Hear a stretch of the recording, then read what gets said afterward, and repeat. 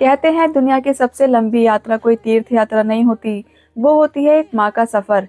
एक ऐसा सफर जो खुद से शुरू होकर अपने बच्चों पर खत्म हो जाता है। चलिए सुनते हैं आज एक ऐसी ही भावुक कर देने वाली कहानी। जब सविता की गोद में पहली बार उसका बेटा आया, तब उसे लगा जैसे उसकी अधूरी दुनिया पूरी हो गई हो। उस नन्हे से चेहरे में उसे अपना भविष्य दिखता था। रातों की नींद कम हो गई, थकान बढ़ गई, लेकिन उसके चेहरे की मुस्कान कभी कम नहीं हुई। धीरे धीरे उसका जीवन बदल गया।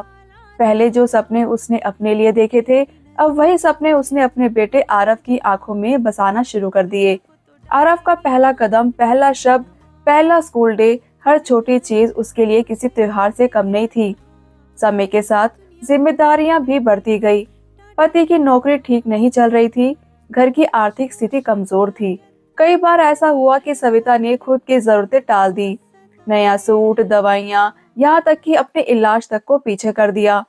लेकिन बेटे की किताबें, उसकी फीस, उसकी कोचिंग कभी नहीं रुकी।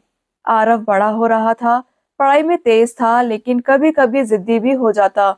एक दिन गुस्से में उसने कह दिया, माँ आप समझती क्यों नहीं, आपको कुछ नहीं पता।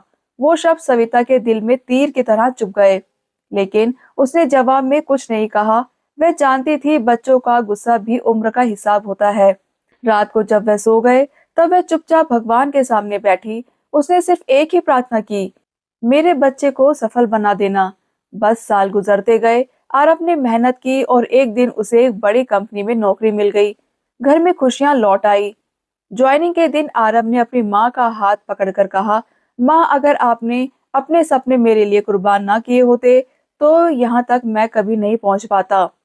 सविता की आंखों में आंसू थे, लेकिन इस बार ये आंसू दर्द के नहीं, गर्व के थे।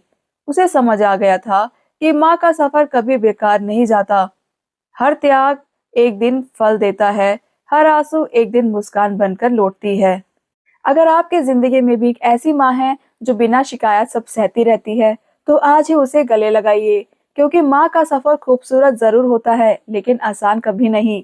अगर आपको ये कहानी दिल से छू गई हो, तो वीडियो को लाइक कीजिए, शेयर कीजिए और उड़ान स्टोरीज को अभी सब्सक्राइब कर लीजिए।